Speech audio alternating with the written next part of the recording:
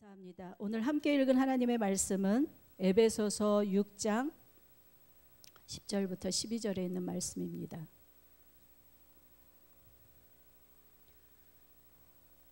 에베소서 6장 10절부터 12절 말씀, 우리 다 같이 함께 봉독했으면 좋겠습니다. 시작. 끝으로 너희가 주 안에서와 그 힘의 능력으로 강건하여지고 마귀의 관계를 능히 대적하기 위하여 하나님의 전신갑주를 입으라. 우리의 씨름은 혈과 육을 상대하는 것이 아니요 통치자들과 권세자들과 이 어둠의 세상 주관자들과 하늘에 있는 악의 영들을 상대함이라. 아멘. 오늘 저는 교회를 교회되게 하옵소서. 오늘 제가 전해드릴 말씀은 교회에 관한 말씀입니다.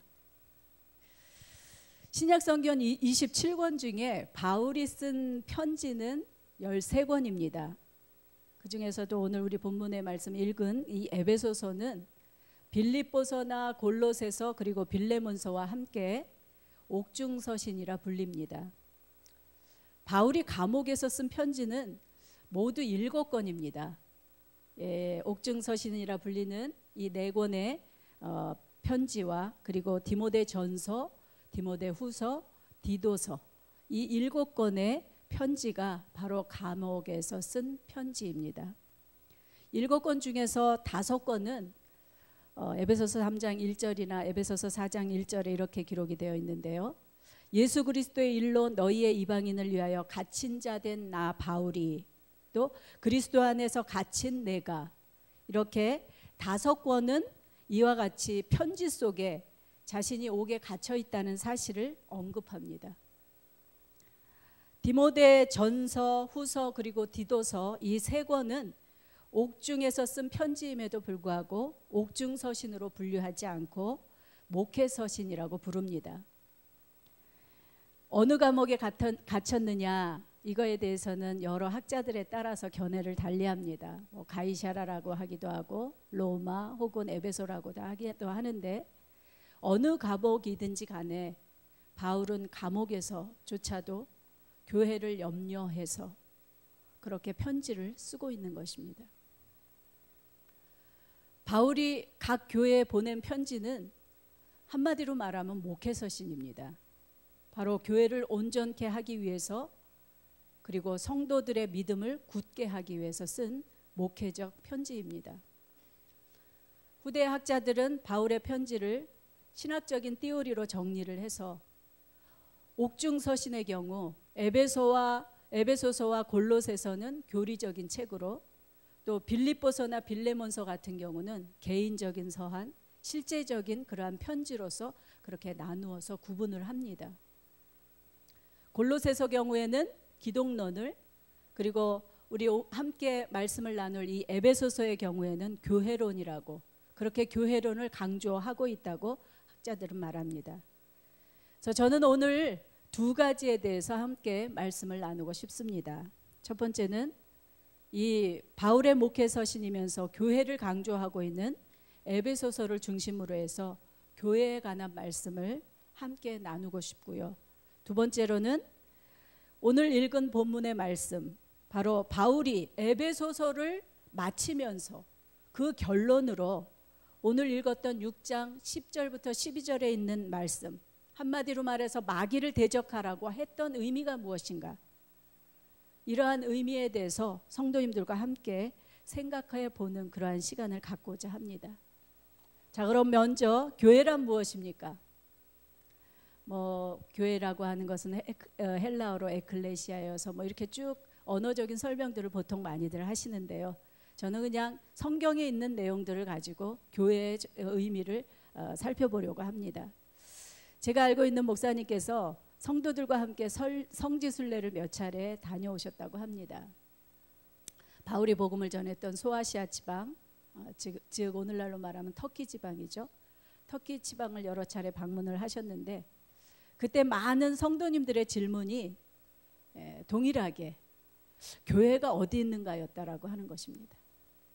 교회가 왜 보이지 않느냐, 오래되었다고 해도 오래되어서 무너졌다고 해도 벽돌 하나라도 흔적이 있어야 하는 것이 아닌가, 이런 식의 질문들을 많이 했다고 합니다. 예.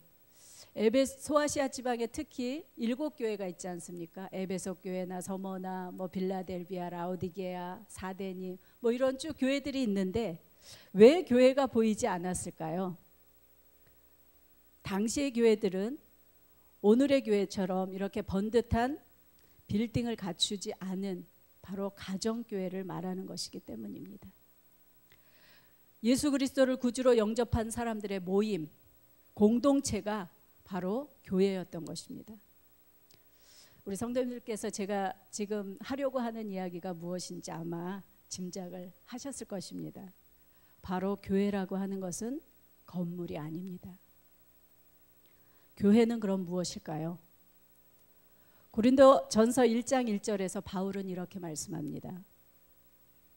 고린도에 있는 하나님의 교회, 이 곳이라고 하는 것은 바로 하나님의 교회, 하나님의 교회를 설명하려고 하는 접속사에 해당되겠죠. 예, 곧 하나님의 교회는 무엇을 말하는가?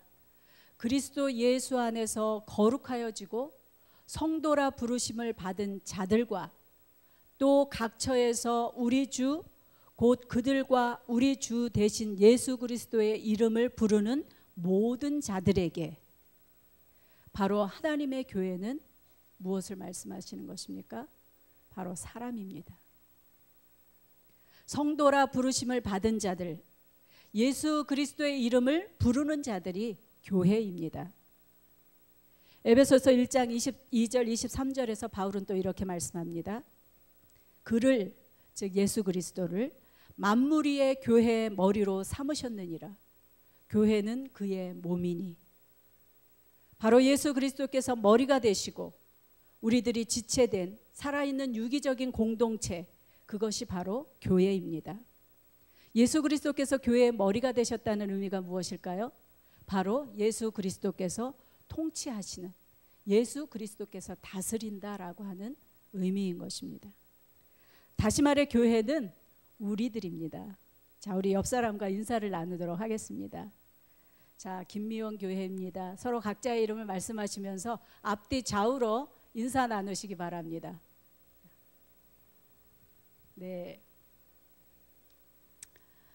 이렇게 우리들은 바로 움직이는 교회입니다. 한때 이런 문구들이 많이 회자되었었습니다. 모이는 교회, 흩어지는 교회. 예수 그리스도를 믿는 성도들이 모여서 공동체가 되는 것, 그것이 바로 모이는 교회 아니겠습니까? 그 부분은 이해가 되는데 도대체 흩어지는 교회라는 게 무엇을 말하는 걸까? 저는 말씀을 준비하면서 좀 생각을 해보았습니다. 예를 들어서 오늘 수요 예배가 있어서 교회에 오는 날인데 나의 이 발이 재미있는 곳에 갔다고 합시다. 누가 간 겁니까? 이 다리 얘가 간 겁니까? 누가 간 거죠? 바로 제가 간 것이죠.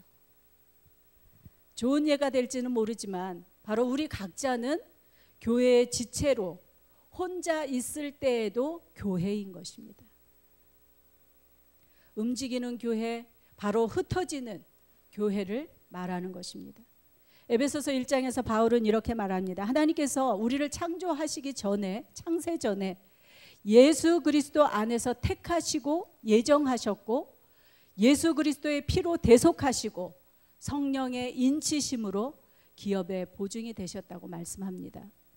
마태복음 16장 18절에서도 이런 말씀이 있습니다. 내가 이 반석 위에 내 교회를 세우리니 음부의 권세가 이기지 못하리라. 교회는 바로 예수 그리스도의 것입니다. 교회인 우리는 바로 주님의 것입니다. 에베소서 5장 26절 27절에서 그 말씀들을 살펴보면 그렇습니다. 예수 그리스도께서는 교회를 사랑하시고 그 교회를 물과 말씀으로 깨끗하게 그리고 거룩하게 만들고 당신 앞에서 영광스러운 교회로서 티나 주름 잡힌 것이나 이런 것들이 없이 거룩하고 흠이 없게 하려고 자신을 주셨다라고 말씀합니다. 교회를 거룩하고 흠이 없게 하시려고. 에베소서 1장 4절에서도 이렇게 말씀합니다. 하나님께서 창세전에 우리를 거룩하고 흠이 없게 하시려고 택하셨다고 말입니다. 그렇습니다.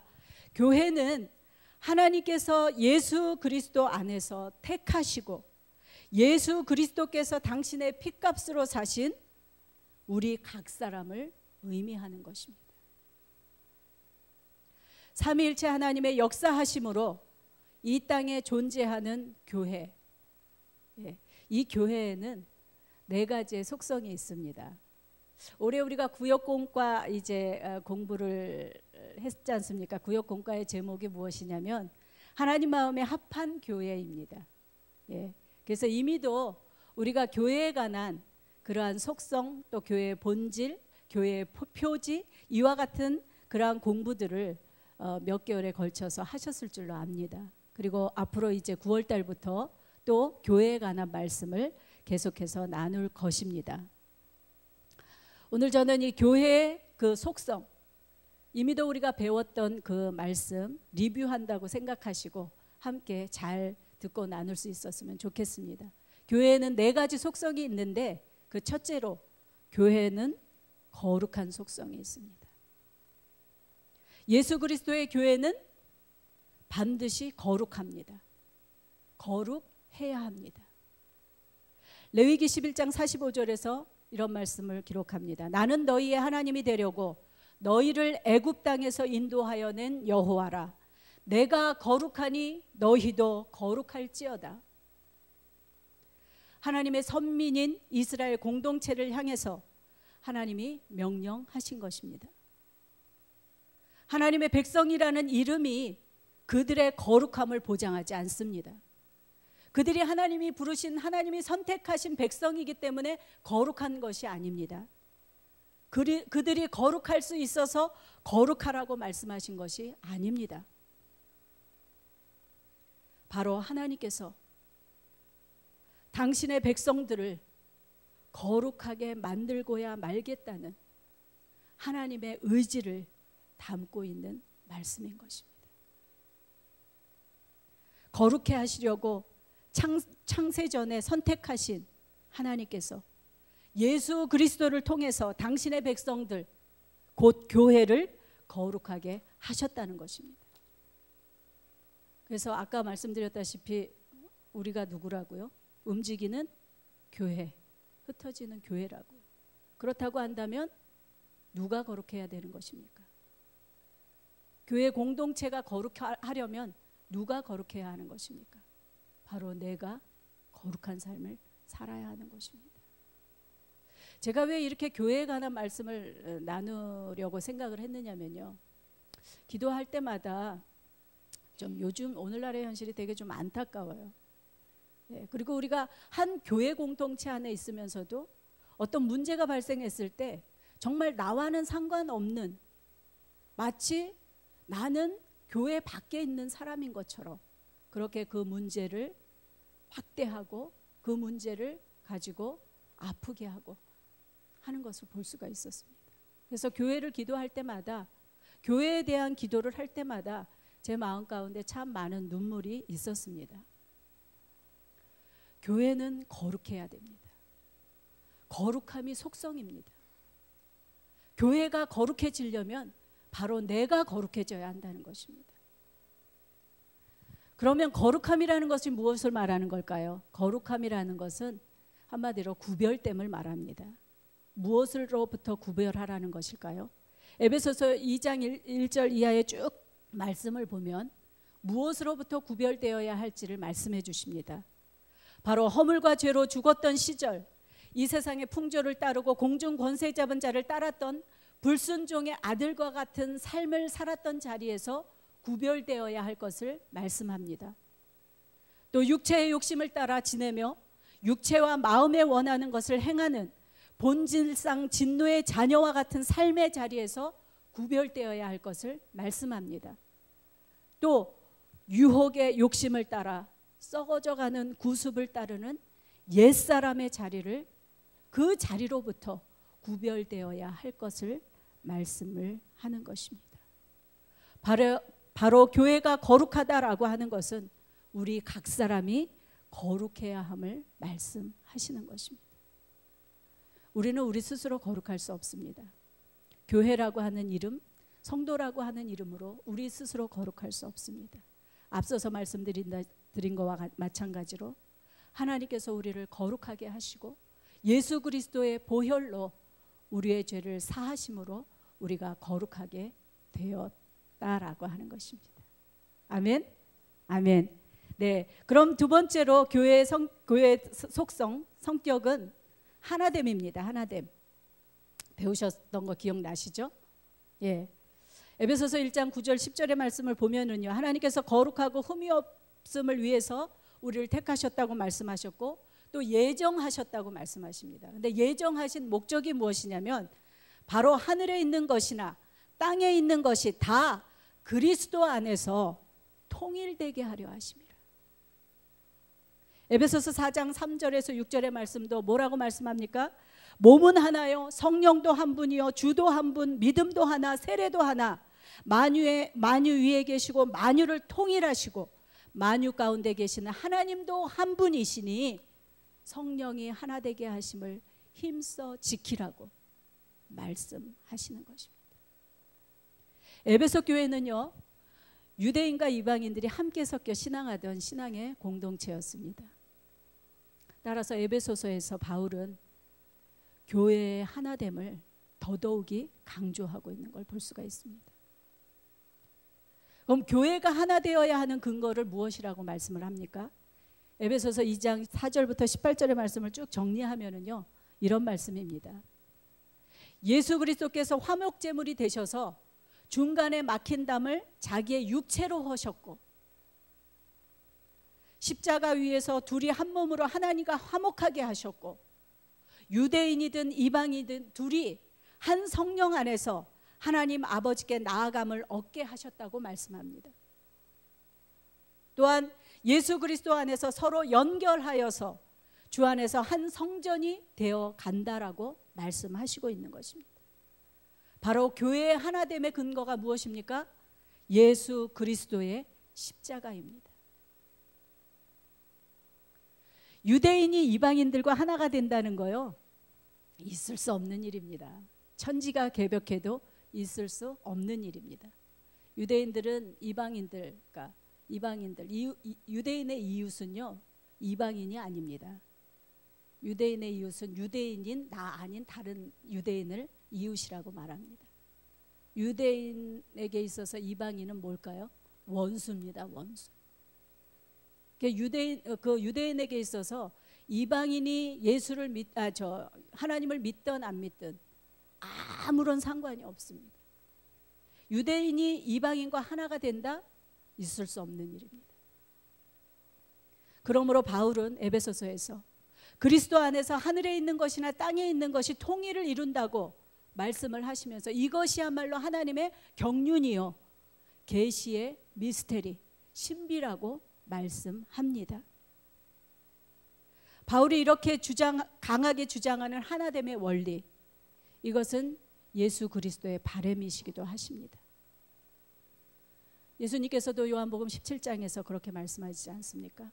아버지께서 내 안에, 내가 아버지 안에 있는 것 같이 그들도, 이 제자들도 다 하나가 되어서 우리 안에 있게 하사 세상으로 아버지께서 나를 보내신 것을 알게 하옵소서. 그렇게 하나 되기를 간절히 소망하셨던 예수님의 그 마음을 바울은 이해하고 유대인과 이방인이 함께 신앙하는 공동체인 그 에베소 교회에서 그렇게 하나됨을 강조하고 또 강조하고 있는 것입니다. 교회는 하나입니다. 하나됨을 힘써 지켜야 합니다. 그러나 오늘의 현실은 어떻습니까? 오늘날 우리 교회들의 현실은 어떻습니까? 성령께서 하나됨을 힘써 지키라고 말씀함에도 불구하고 교회들은 힘써서 분열과 분리를 자초하고 있는 것입니다. 이것이 오늘날의 교회의 현실입니다. 그 원인이 무엇일까요?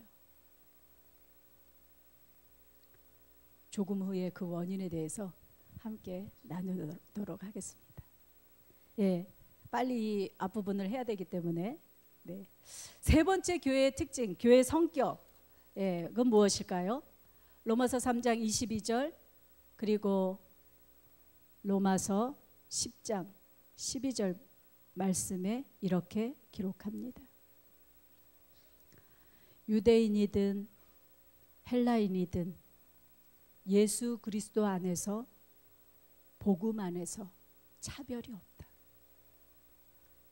유대인이든 헬라인이든 모두가 하나님의 몸된 교회의 지체임을 말씀해 주고 있는 것입니다. 남녀노소, 빈부귀천, 민족, 인종을 뛰어넘어서 예수 그리스도의 이름을 부르고 또 믿는 자들은 누구나가 교회의 지체인 것입니다. 바로 이것을 교회의 보편적인 성격이라고 말합니다. 교회의 보편성. 자, 우리가 세 가지 함께 교회의 성격에 대해서 했죠. 첫 번째 무엇입니까? 교회의, 벌써 이렇게 세 가지 하고 나니까 앞에 거 다 까먹으셨나 봅니다. 하나님이 거룩하니 너희도 거룩하. 교회의 무슨 성? 거룩성. 두 번째는 교회의 하나됨.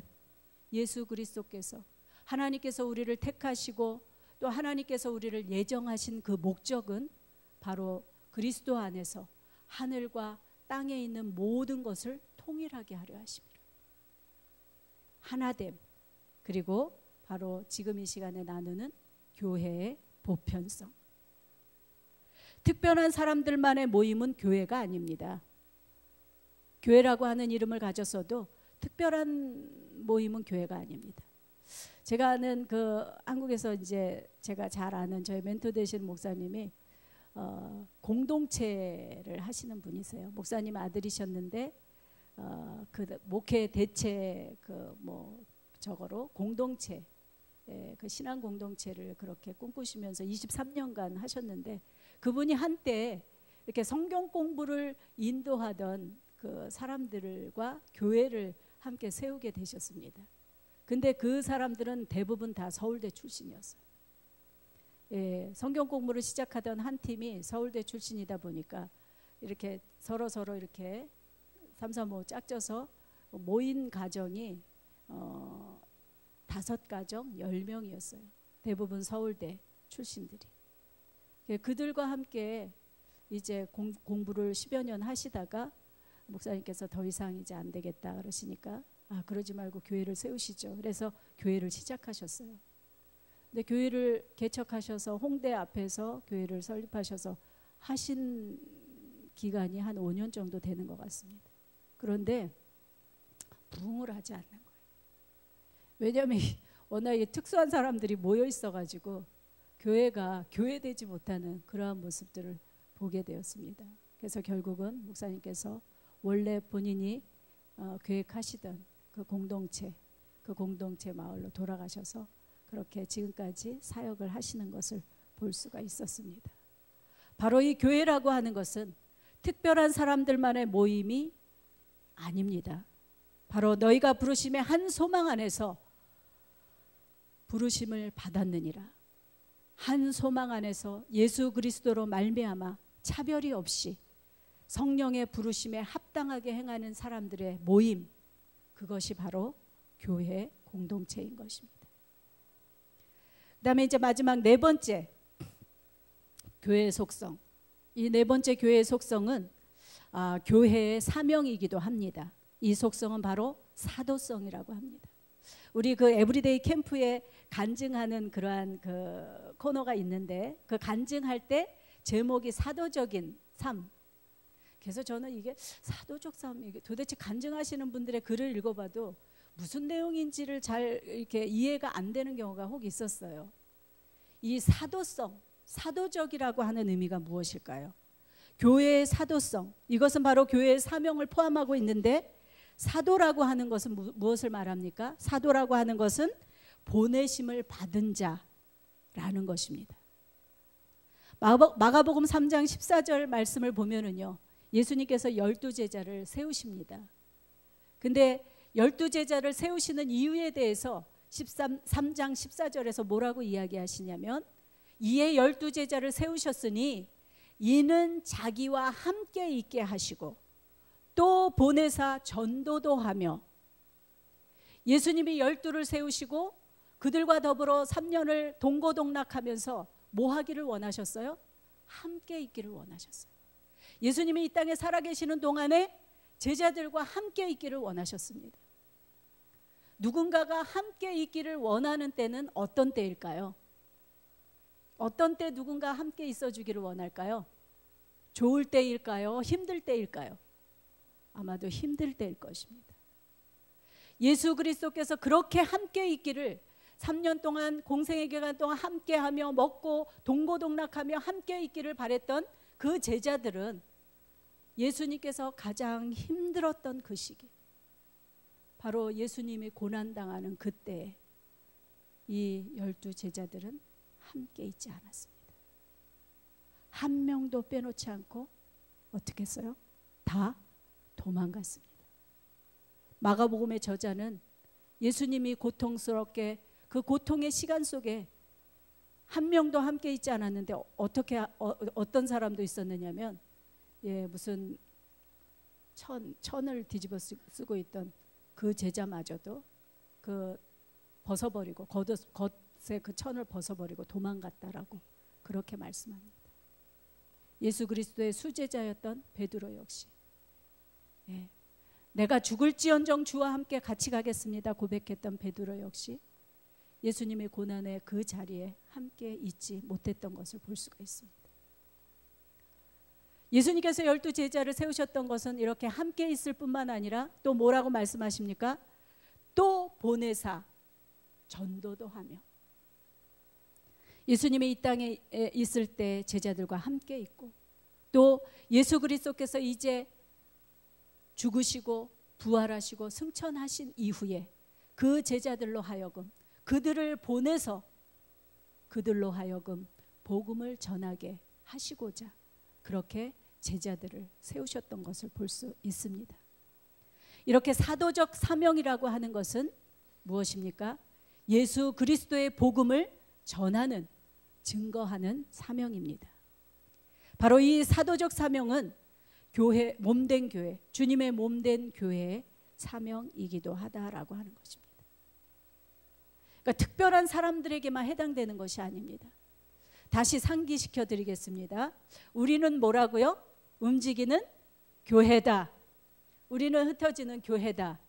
그러면 누군가 그 사도적 사명은 교회에 주셨다고 한다면 어떤 특별한 사람만 전도자, 전도 폭발에 함께 조인하신 성도님들만 전도하는 것이 아니라, 복음을 전하는 삶이 아니라 교회가 마땅히 전해야 될 사명이라고 한다면 그 사명은 우리 각자에게 주신 예수 그리스도의 큰 명령이다라고 하는 것입니다.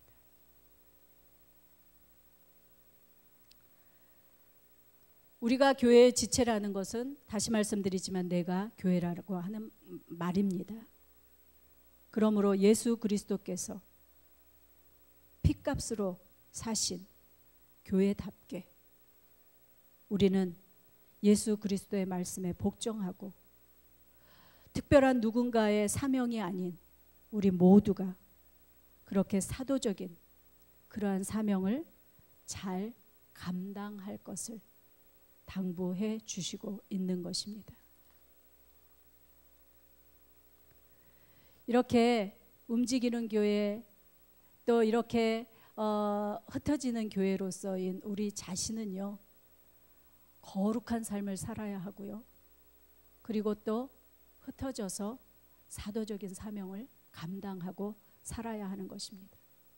뿐만 아니라 이렇게 교회 공동체로 한 자리에 모였을 때에는 하나님 앞에 예배하고 또 우리 모두가 한 몸으로서 하나 되기를 힘써 지키는 그러한 건강한 교회 공동체를 이루어야 할 것을 에베소서 이 바울의 말씀을 통해서 오늘 우리에게 들려주시고 있는 것입니다. 오늘날 산업과 과학이 굉장히 많이 발달했지요. 과학이 이렇게 발달했음에도 불구하고요, 이렇게 원인을 알 수 없는 병들이 끊임없이 존재하는 것을 우리가 볼 수가 있습니다. 특별히 그 면역 체계가 깨지면서 내 몸을 내가 공격하는 병들이 있습니다. 특별히 우리 또 성도님 가운데 스틸 디지즈라고 우리 이주연 집사님께서 지금 원인을 알 수 없는, 그러니까 면역 체계가 깨지면서 내 몸을 내가 공격해서 그래서 몸에 발진이 생기고 열이 나고 그러한 지금 병을 앓고 계시는데, 원인을 알 수 없기 때문에 치료약도 없습니다. 그러다 보니까 그저 그 치료제라고 하는 것은 그 스테로이드제, 그런 스테로이드제를 처방받아서 또 그것을 드셔요. 근데 그걸 드시면은요, 이 얼굴과 이 상체 부분이 또 이 그 후유증으로 굉장히 이렇게 커지는 것을 볼 수가 있습니다. 원인을 알 수 없기에 더더욱이 정말 우리 성도님을 위해서 기도가 필요합니다. 기도를 꼭 해주시기를 부탁드립니다. 그런데요, 사람의 몸에만 이런 병이 있는 것은 아닌 것 같습니다. 오늘날 교회 공동체 안에도요, 이러한 병들이 있습니다. 육체의 질병은 면역 체계가 깨져서 그 발생하는 원인을 알 수 없는 병이라고 한다면은요, 교회는 원인을 알 수 있는, 면역 체계가 약해져서 병을 앓게 되는, 원인을 알 수 있는 그런 병을 교회는 앓고 있는 것 같습니다. 거룩하고 하나 되어야 할 교회가요, 얼마나 분리하고 서로가 불신하고 서로를 공격하고, 그 원인이 무엇입니까? 하나됨을 깨트리는 원인이 있다고 제가 후에 말씀드리겠다고 드렸는데, 지금부터 그 말씀을 나누고 싶습니다. 바울은 그 원인을 오늘 우리가 함께 읽었던 그 말씀으로 원인을 말씀하고 있습니다. 에베소서 6장 11절에 있는 말씀을 제가 다시 한번 읽겠습니다. 마귀의 관계를 능히 대적하기 위하여 하나님의 전신갑주를 입으라. 우리의 씨름은 혈과 육을 상대하는 것이 아니요 통치자들과 권세들과 이 어둠의 세상 주관자들과 하늘에 있는 악의 영들을 상대함이라. 너희가 주 안에서와 그 힘의 능력으로 강건하여지고, 예수 그리스도 안에서 주의 힘의 능력으로 강건해져서 마귀를 대적하라고 말씀합니다. 그러면서 뭐라고 또 말씀합니까? 바로 우리의 싸움은 혈과 육을 상대하는 것이 아니라고 말씀합니다. 우리끼리, 교회끼리 그야말로 싸우는 그 싸움이 아니라고 말씀하고 있는 것입니다. 우리의 마음을 나누고 분리하는 것은 바로 마귀이고, 그 마귀를 대적하라고 그렇게 말씀합니다. 교회가 무엇인지, 또 교회인 우리 자신이 어떻게 살아야 하는지, 교회에 그 속한 속성을 통해서 우리가 살펴보았습니다. 자, 그럼 두 번째로 교회의 교회됨을 깨트리고 분열시키는, 하나됨을 막아버리는 우리의 싸움의 상대인 바로 마귀에 대해서 잠깐 살펴보려고 합니다. 마귀 또는 사탄이라고 하죠. 예수님께서는 요한복음 12장 31절에서 이 마귀를 뭐라고 말씀을 하시느냐면 이 세상의 임금이다 라고 말씀합니다. 그리고 바울은 또 고린도후서 4장 4절에서 사단 마귀를 뭐라고 말합니까? 이 세상의 신이다 라고 부릅니다. 개혁주의 신학자 벌코프는 조직신학에서 마귀론을 어떻게 제목을 붙이느냐면 악한 천사론이다 라고 제목을 붙입니다. 무엇을 말씀하는 것입니까?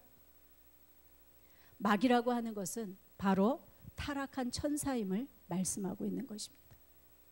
또한 마귀는 이 세상의 임금이고, 이 세상의 임금이라는 의미가 무엇입니까? 이 세상을 통치한다는 얘기죠. 이 세상의 임금이요 이 세상의 신으로 불리우지만 사실은 그는 하나님의 피조물에 불과하다는 것입니다. 베드로후서 2장 4절 하나님이 범죄한 천사들을 용서하지 아니하시고 지옥에 던져 어두운 구덩이에 두어 심판 때까지 지키게 하셨으며 유다서 6절 또 자기 지위를 지키지 아니하고 자기 처소를 떠난 천사들을 큰 날의 심판까지 영원한 결박으로 흑암에 가두셨으며 지금 읽어드린 이 두 구절 베드로후서 2장 4절과 유다서 6절은 유다서는 1장뿐이 없습니다. 유다서 6절은 바로 이 두 구절은 타락한 천사가 마귀라고 하는 것을 힌트 주고 있는 그런 구절입니다. 이 마귀, 사단이라고 하는 이 의미는요 무슨 의미냐면요 괜히 마귀 얘기하니까 막 긴장하셨어요. 긴장을 푸세요. 종이 호랑이이고요 하나님의 피조물입니다. 이 마귀는요 대적자, 의미가 무엇이냐면 대적자, 또 회방자, 중상자 이런 의미를 갖는 것이 바로 이 마귀의 의미입니다. 사단 역시 마찬가지입니다. 이 마귀는 거짓의 아비이고 중상자이고 모략자입니다. 호칭이라고 하는 것은요 이 마귀의 이러한 그 대적자요 중상자요 그 다음에 회방자요 거짓의 아비요 이러한 호칭은요 바로 그 속성과 마귀의 그 속성과 일치를 합니다. 마귀는 그 호칭대로 하나님과 예수 그리스도를 대적하고 예수 그리스도의 구속 사역을 해방하는 그러한 일을 도모하는 하나님의 피조물입니다. 마귀와 또 다른 타락한 천사들은요 제가 좀 이렇게 공부를 해보니까 그 수가 제한되어 있더라고요. 그 수가 많지 않습니다. 제한되어 있습니다. 귀신들은 무엇을 얘기하느냐면 마귀와 동조한 타락한 천사들의 무리를 말합니다. 그러니까 마귀는 타락한 천사들의 우두머리를 이야기하는 거죠. 그런데 그 수는 제한이 되어 있다는 거죠. 그래서 우리 옛날 뭐 전설의 고향 같은 거 이렇게 보시면서 괜히 귀신 하면은 막 두려워하고 막 떨잖아요. 왜 그렇습니까? 죽은 사람이 귀신이 된다고 하는 그 잘못된 생각 때문에 그렇죠. 죽은 사람은 결코 귀신이 될 수 없습니다. 바로 이 마귀와 귀신이라고 하는 것은 그들의 그 정체성은 바로 타락한 천사라고 하는 것이죠.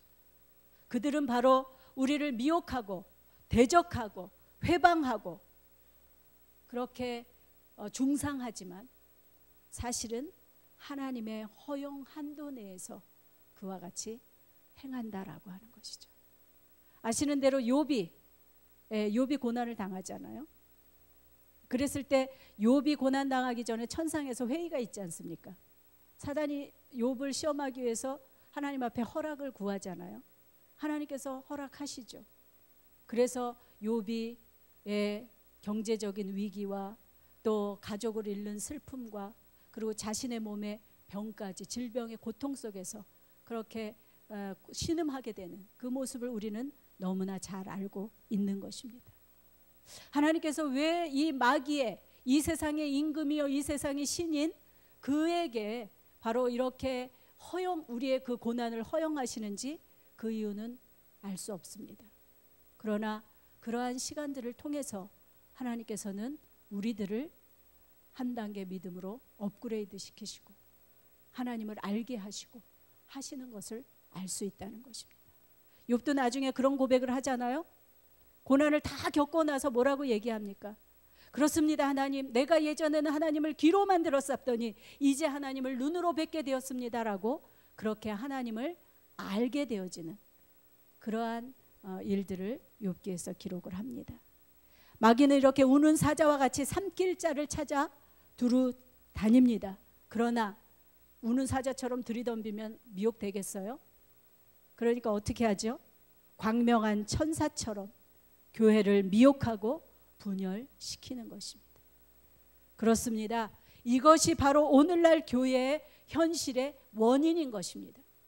교회가 깨어지고 분열되어지고 하나 되어지지 못하는 원인은 바로 이 타락한 천사, 마귀에 의해서 그 마귀에게 종노릇하는 그러한 이들로 인해서 그렇게 교회가 분열되는 것입니다.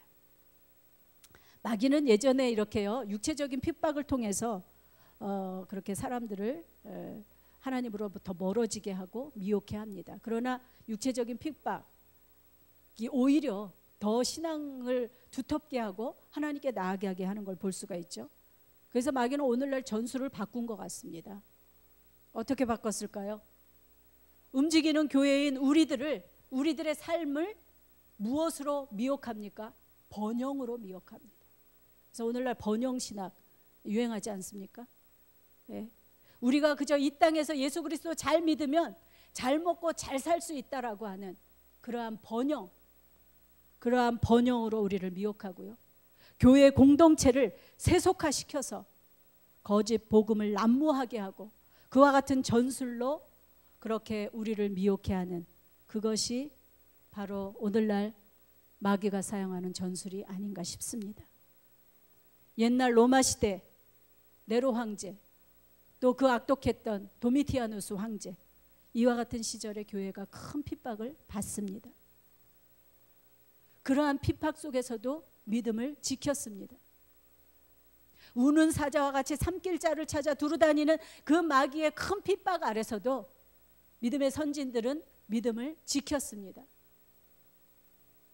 그런데 교회사를 보면 313년 기독교가 공인되면서 교회는 빠른 속도로 확장되어 가지만 빠른 속도로 세속화되어 가고 맙니다.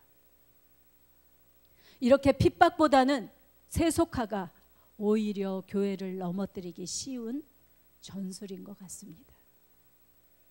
바울이 에베소서를 마치면서 결론적으로 왜 끝으로라고 이야기하면서 결론적으로 마귀를 경계하고 대적하라고 권면하는 의미가 무엇이냐는 것입니다.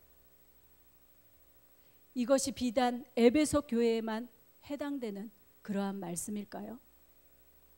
이 말씀은 오늘을 사는 우리 교회, 오늘을 사는 우리들의 교회들에게 주시는 그러한 강력한 말씀이라고 저는 믿어 의심치 않습니다. 허물과 죄로 죽었고 불순종의 아들로서 본질상 진노의 자녀로 이 세상의 임금이요 이 세상의 신이요 공중 권세 잡은 자의 지배 아래서 죄와 사망의 그늘 아래서 고통하고 신음하는 교회를 위해서 예수 그리스도께서는 이 땅에 오셨습니다. 예수 그리스도의 오심은 바로 하나님의 나라의 시작을 말씀하는 것입니다.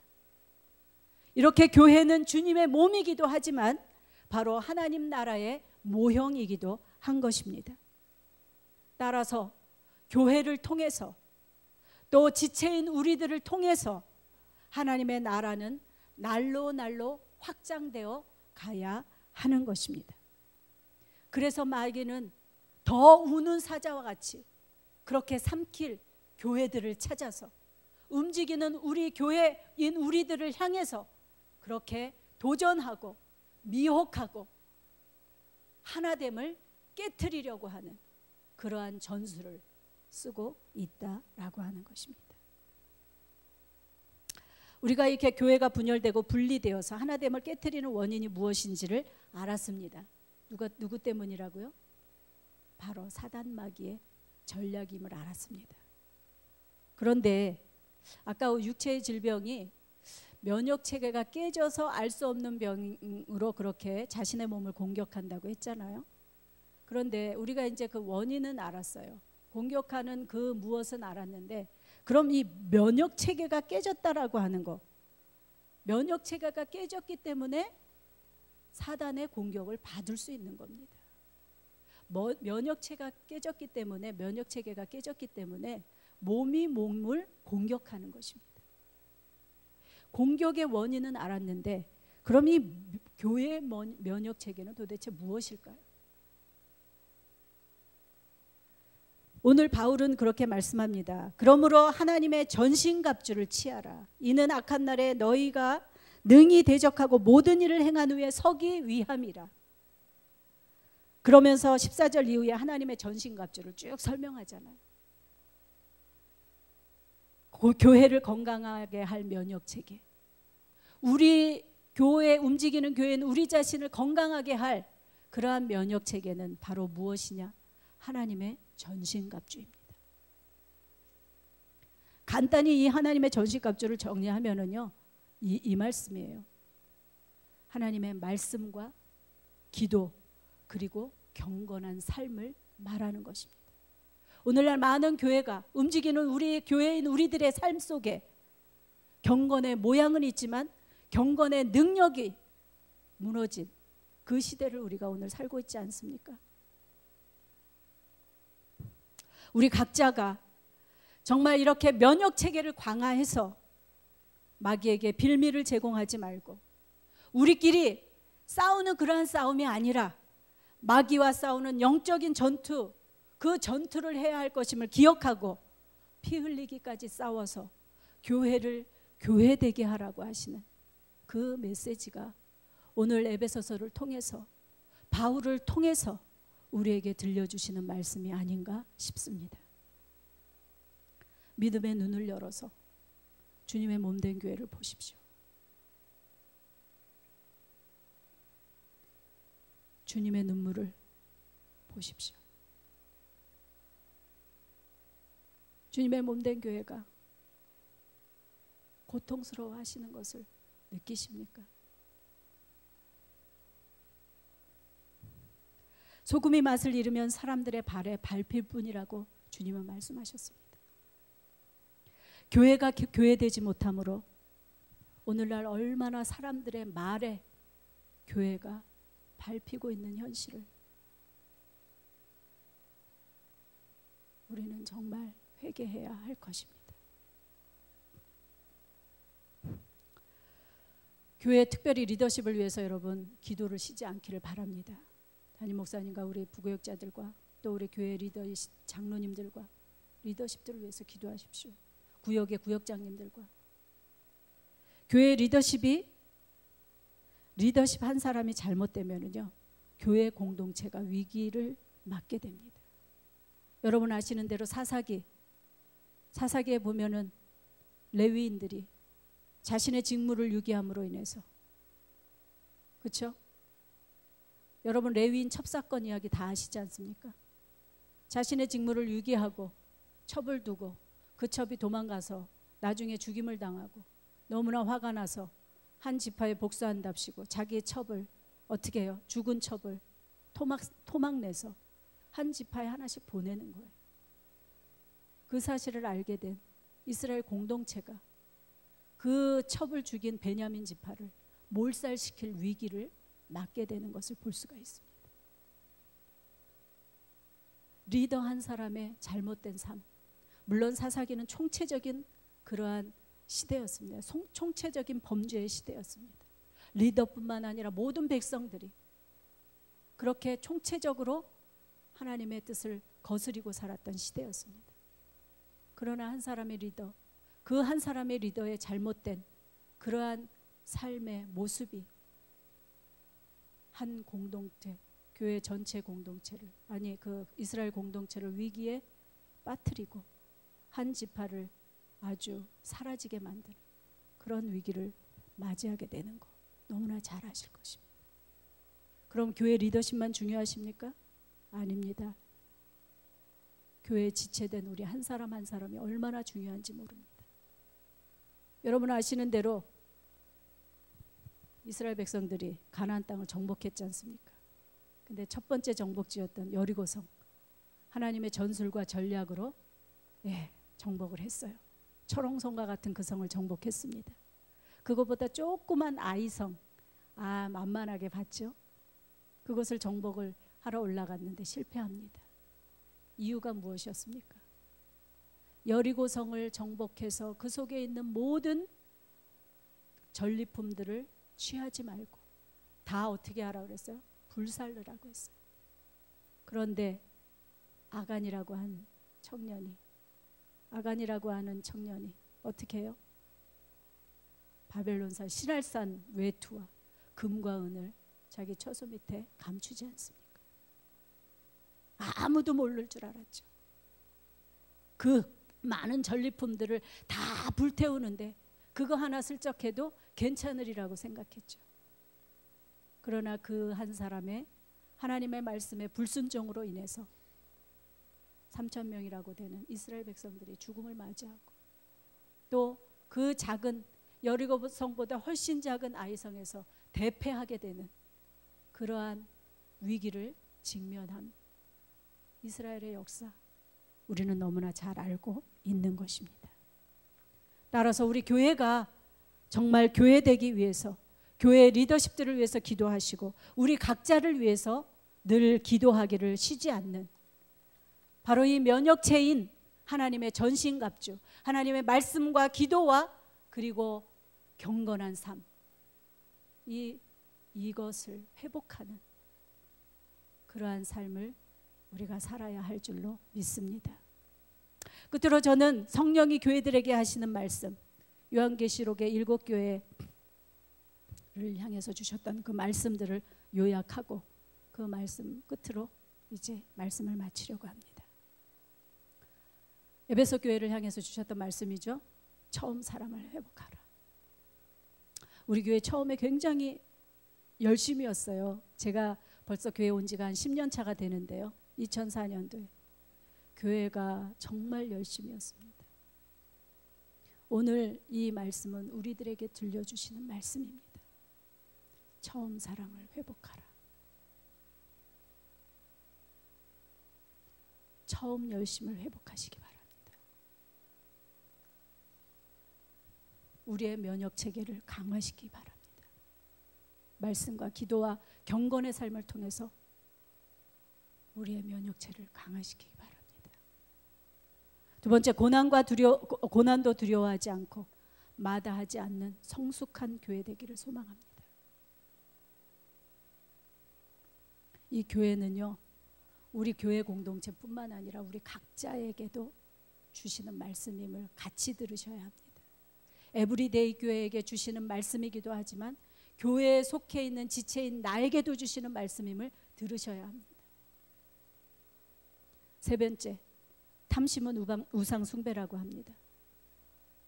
잘 먹고 잘 사는 것이 신앙의 목표 지점이 아닙니다. 바른 믿음, 바른 신앙 회복하는 그러한 교회 되기를 소망합니다.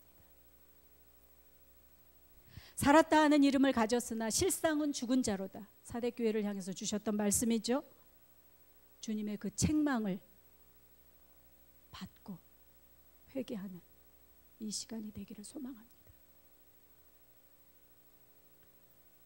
작은 능력으로도 주님의 말씀을 지키며 무엇으로도 주님을 배반하지 않는 그러한 삶을 살기를 소망합니다. 라우디게아 교회에게 주셨던 말씀처럼 차든지 덥든지 열심을 회복하라고 하시는 주님의 이 말씀 앞에 순종하는 교회, 순종하는 우리 각자가 되기를 소망합니다.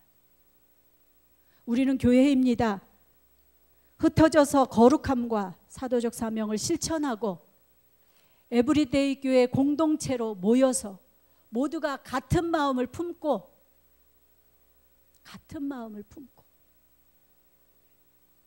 같은 뜻을 모아서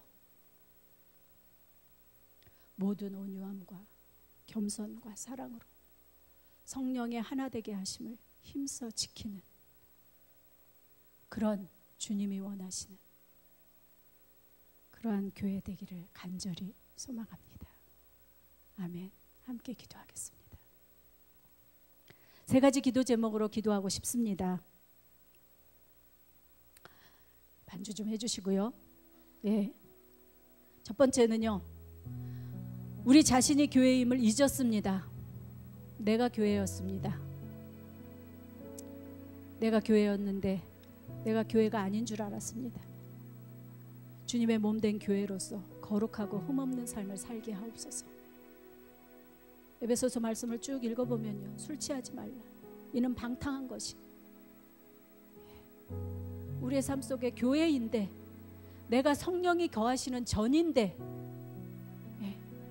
내가 그 교회로서 사명을 못합니다.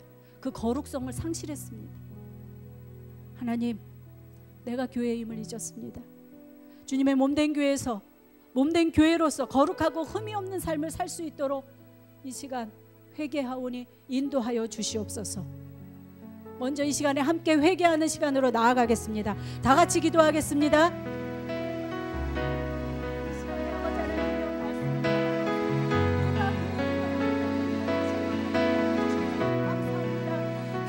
교회되지 못하도록 그 촛대를 옮기시겠다고 말씀하시는 주님의 말씀을, 주님의 그 격보의 메시지를 이 시간 듣기를 소망합니다. 교회임에도 불구하고 거룩하지 않았습니다. 교회임에도 불구하고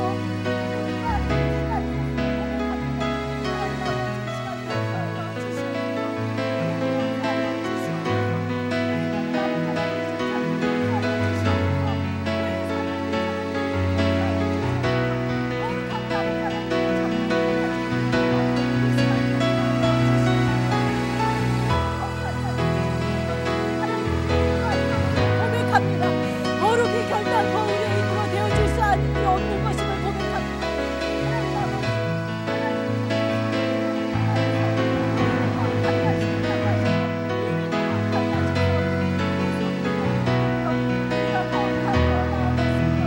하나님 인도하여 주시옵소서. 내가 거룩함으로 인하여서 우리의 교회가 거룩해질 수 있게 하시고 온 우주적인 교회가 거룩해질 수 있도록 인도하여 주시옵소서. 교회가 교회된 사명을 저버림으로 말미암아 하나님 이 땅에서 얼마나 교회가 하나님 사람들의 말에 밟히며 하나님 아버지 교회가 그렇게 하나님 아버지 업신여김을 당하고 있는 현실을 우리가 살아가고 있지 않습니까? 하나님 아버지 용서하여 주시옵소서. 우리를 용서하여 주시옵소서. 우리가 하나님의 백성으로서 하나님의 교회로서 거룩하지 못했음을 용서하여 주시옵소서. 이 시간 우리를 용서하여 주시옵소서. 주님의 복음, 주님의 그 아버지 하나님 보혈의 능력으로 우리를 씻기시고 우리를 깨끗하게 하셔서 하나님 아버지 아름다운 교회로서 아버지 하나님 그렇게 세워주시기를 간절히 소망합니다.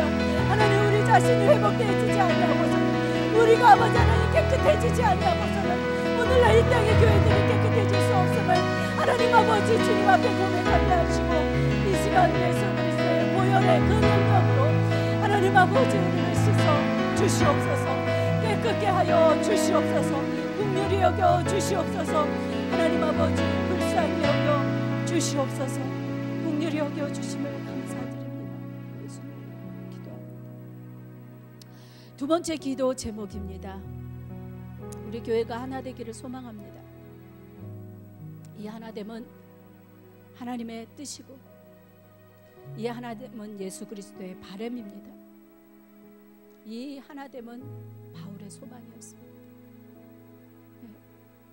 우리가 왜 하나 되지 못합니까? 그 원인을 알았습니다. 사단에게 종로를 하지 마십시오. 마음을 모으고 같은 마음을 같은 뜻으로 한 마음을 이루어서 그렇게 하나됨을 힘써 지키는, 그래서 정말 우리 교회가 하나 되어지고 우리 가정이 하나 되게 하옵소서. 또 한 가지 더 기도할 제목은요, 그동안 사도적인 사명이 무엇인지 나와 상관없는 일이라고 생각했습니다. 교회가 교회되기 위해서 이의 사도적인 사명을 잘 감당할 수 있도록, 그래서 예수 그리스도가 오심으로 시작된 이 하나님의 나라가 우리의 이 사명 감당으로 더 많이 확장되어 나갈 수 있도록 하나님 우리가 열심을 내게 하옵소서. 이 두 가지 제목으로 다시 한번 기도하겠습니다. 다 같이 기도하겠습니다.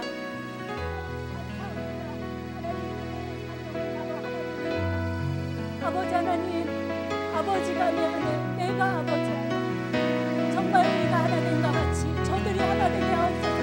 예수님이 그렇게 기도하시며 바랬던 그 바램과 같이 하나님이 아버지 하나님 예수 그리스도를 통하여서 만유가 통일되게 하시는 하나님 아버지 하나 되게 하심을 그렇게 아버지 하나님 소원하신 것처럼 바울이 에베소 교회를 통하여서 그렇게 하나 되기를 그렇게 강하게 아버지 하나님의 참으로 원했던 것처럼 이 시간 우리 몸된 교회가 하나 되기를 소망합니다. 아버지 우리가 사단에게 종노릇하지 않게 하여 주시옵소서. 우리 모두가 예수 그리스도의 교회로서 아버지 하나님 하나 되게 하심을 힘써 지킬 수 있도록 인도하여 주시옵소서. 하나님 아버지 그동안 사도적 사명이 무엇인지 알지 못했습니다. 아버지 그 사명은 나와 상관이 없는 것이라고 생각했습니다. 하나님 아버지 예수 그리스도께서 이 땅에 오심으로 하나님의 나라가 이곳에 임한 것처럼 그리스도의 아버지 하나님 나라가 확장되어 나갈 수 있도록 우리 모두가 하나님 아버지 사도적 사명을 감당할 수 있도록 인도하여 주시옵소서. 게으르지 않게 하시고 때를 어떤지 못 어떤지 주님의 말씀을 증거하는 그와 같은 삶을 살아가는 그러한 아버지 하나님 우리 모두가 될 수 있도록 인도하여 주시기를 간절히 소망하고 기도합니다. 하나님 아버지 우리 몸된 교회를 주님 기억하여 주시옵소서. 에브리데이 교회를 기억하여 주시옵소서. 하나님의 전에 올려놓습니다. 우리가 하나 되어질 때 우주적인 교회가 하나 되어질 수 있음을 기억하고 하나님 그 하나됨에 헌신하고 하나됨의 아버지 하나님이여 정말 하나님의 종으로서 그 사명을 감당하는 우리 모두가 될 수 있도록 하나님 인도하여 주시옵소서. 우리 모두가 남녀노소 할 것 없이 모두가 하나 되어지는 아름다운 교회, 주님이 바라시는 그 교회, 하나님이 원하시는 그 교회, 그와 같은 교회 될 수 있도록 우리 하나님 인도하여 주시옵소서. 그렇게 하실 하나님을 기대합니다. 그렇게 하실 살아계신 하나님 아버지 감사합니다. 부족한 종을 통하여서 교회가 교회 되기를 원하시는 하나님의 마음을 깨닫게 하시니 감사합니다. 오늘날 교회들이 얼마나 성령의 하나 되게 하심을 힘써 지키라고 주님께서 그렇게 목청이 터져라 말씀하심에도 불구하고 얼마나 교회들이 깨어지고 얼마나 분열되고 얼마나 서로가 분신하고 얼마나 서로를 나누는 그러한 현실을 우리가 이 땅에서 살아갑니다.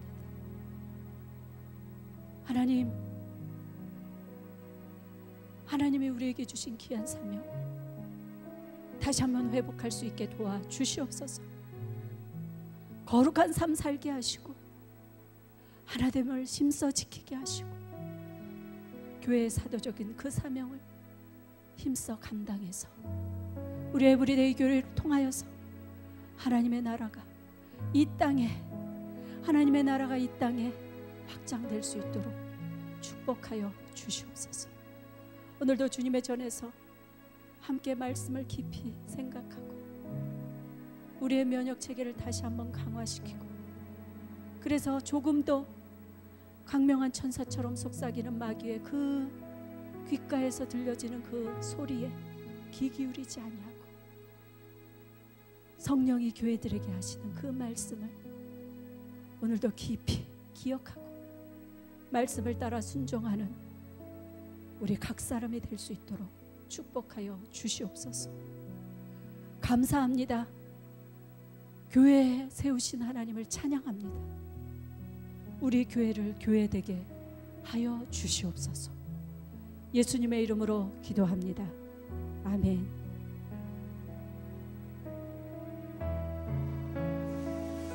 감사합니다. 말씀을 마칩니다.